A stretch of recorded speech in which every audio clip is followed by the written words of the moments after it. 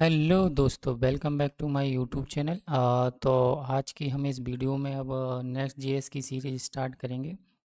तो अगर आप लोगों ने अभी तक मेरा यूट्यूब चैनल नहीं सब्सक्राइब किया तो सब्सक्राइब कर ले, जिससे आपको आने वाली और वीडियो के बारे में आपको जानकारी मिले। ठीक है फ्रेंड, तो चलो देखते हैं जल्दी से नेक्स्ट जेएस कैसे है। तो आज की हम इस वीडियो में सेटअप करेंगे, क्या रिक्वायरमेंट होती है, क्या नेक्स्ट जेएस है, तो हम कुछ सब कुछ समझने वाले हैं। और आपको पता चल जाएगा कि मतलब कितना इंटरेस्टेड है, मतलब अगर नेट जेएस अगर आपको आती है तो प्रोजेक्टों में काम करना। तो चलो स्टार्ट करते हैं। तो देखो, नेट जेएस एक जेएस ही होती है। तो इससे पहले आपको थोड़ा सा रिएक्ट अगर आता है तो ठीक है, नहीं आता है तो अगर आप सारी वीडियो देखोगे तो आपको धीरे धीरे पता चल जाएगा। लेकिन मैं कहूँगा कि नेट जेएस से पहले थोड़ा सा आपको रिएक्ट आना भी ज़रूरी है। तो रिएक्ट अगर आपको मतलब तो बेसिक पॉइंट, मतलब बेसिक जानकारी होना तो कम से कम ज़रूरी है। अगर आपको सीखना है तो आप कहीं और से भी सीख सकते हो। मैंने भी टॉपिक वाइज कुछ बना रखे हैं, तो आप यहाँ से भी चेकआउट कर सकते हो। ठीक है फ्रेंड। तो अब हम देखते हैं कि व्हाट इज़ नेट जेएस। तो Next JS is a React framework use to build fast modern web application with feature like. तो क्या होता है कि नेट जेएस एक रिएक्ट का फ्रेमवर्क यूज करता है, और जिससे हम लोग काफ़ी अच्छी मॉडर्न वेब एप्लीकेशन बना सकते हैं। तो इसके ये फीचर हैं क्या है कि जो रिएक्ट जो होता है वो फ्रेमवर्क यूज्ड होता है इसमें, नेट जेएस में, है ना। और मतलब रिएक्ट क्या होती है, लाइब्रेरी होती है, लेकिन जब वो नेट जेएस इसे यूज करता है तो वो ऐसे रिएक्ट फ्रेमवर्क यूज करता है to build fast modern web application. तो इसके देखो फीचर क्या है, कि ये भी हो सकता हो आपको ये नहीं समझ में आए। मैं आपको बस मेन मेन फीचर इसके यही हैं कि सर्वर साइड रेंडरिंग होती है, स्टैटिक साइड जनरेशन होता है, फाइल बेस राउटिंग होती है, एपीआई राउटर होते हैं, बिल्ट इन ऑप्टिमाइजेशन रहते हैं, और मेन जो इसका पर्पज होता है वो ये होता है फुल स्टैक कैपेबिलिटी। इसका मतलब ये होता है कि आप बैक एंड और फ्रंट एंड दोनों एक साथ कंट्रोल कर सकते हो। इनमें से सबसे जो पावरफुल फीचर मुझे यही लगता है, फुल स्टैक कैपेबिलिटी। मतलब इन शॉर्ट अगर आप इसे समझोगे तो इसका मतलब ये होता है कि नेक्स्ट जेएस में किस किस का कॉम्बिनेशन होता है। वो होता है react plus server rendering plus routing और plus optimization plus API support. अब होता क्या है कि जैसे कि अगर आप रिएक्ट में कोई एप्लीकेशन बना रहे होगे तो आपको एपीआई किसी और टेक्नोलॉजी में बना के उन्हें कॉल करनी पड़ती हैं। लेकिन जब नेक्स्ट जेएस आप पढ़ोगे तो आप देखोगे कि एपीआई भी खुद बना सकते हो और उन एपीआई को यूज भी कर सकते हो। अगर आपको एपीआई नहीं बनाना है तो आप सर्वर साइड रेंडरिंग होता ही है बाय डिफ़ॉल्ट, तो उसका कॉन्सेप्ट यूज करके आप विदाउट एपीआई भी काम कर सकते हो। राउटिंग मतलब रिएक्ट में अगर आप काम करोगे तो थोड़ा सा कोई मतलब आपको इंस्टॉल करनी पड़ती है पैकेज, लेकिन इसमें बाय डिफ़ॉल्ट होती है। तो आपको कोई राउटिंग के बारे में ज़्यादा कुछ इंस्टॉल ही नहीं करना, मतलब कुछ क्या, कुछ भी इंस्टॉल नहीं करना पड़ता। ऑप्टिमाइजेशन इसमें होता है जिससे वो आपकी थोड़ी साइट फास्ट चलती है। तो अगर आपसे कोई पूछे कि नेक्स्ट जेएस का what is the Next JS, तो आप कह सकते हो कि it's a combination of React server routing server rendering routing optimization and API support. ठीक है फ्रेंड।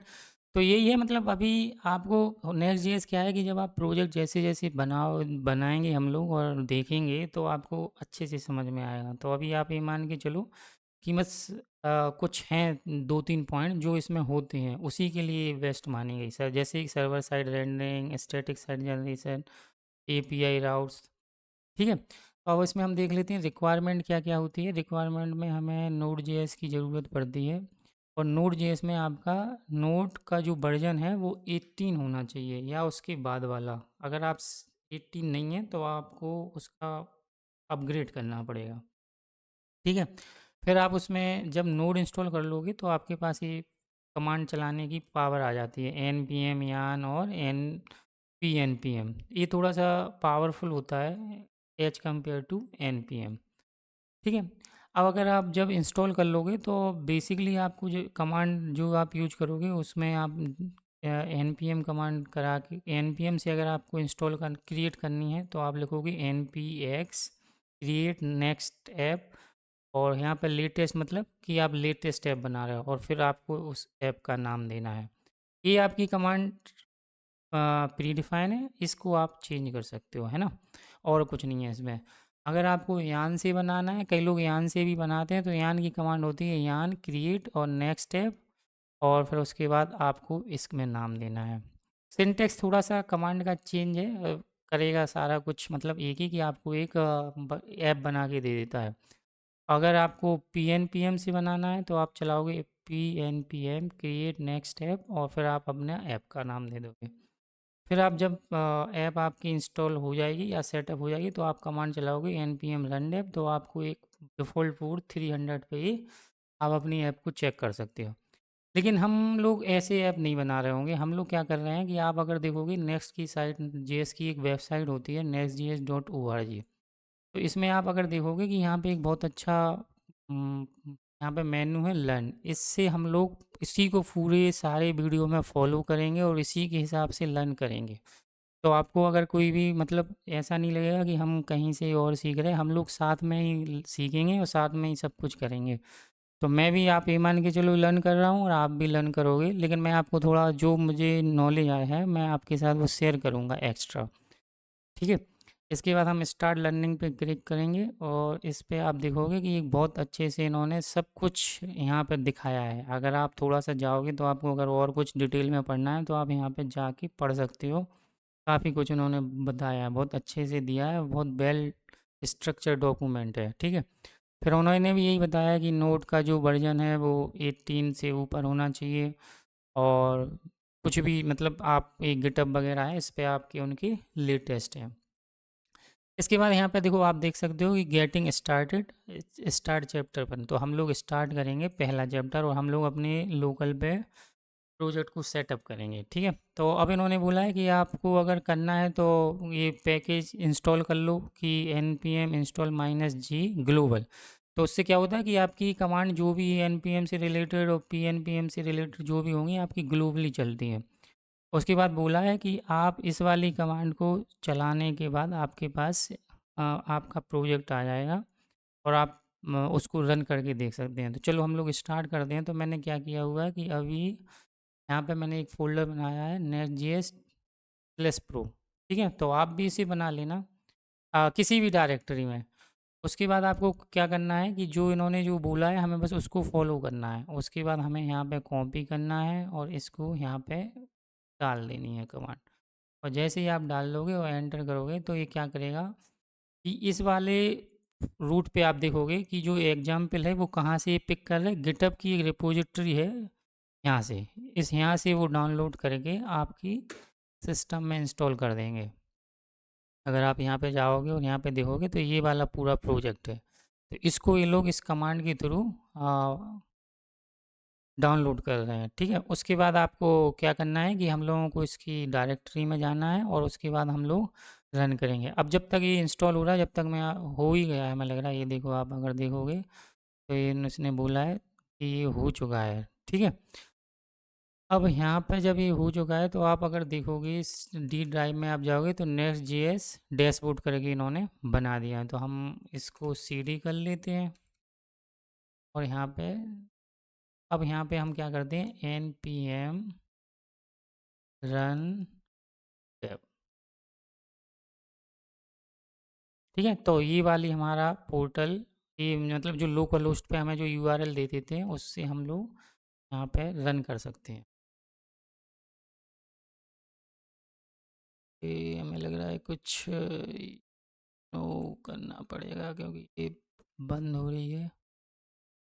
अभी कमांड चल रही है और इसके बाद आप देखोगे। ठीक है।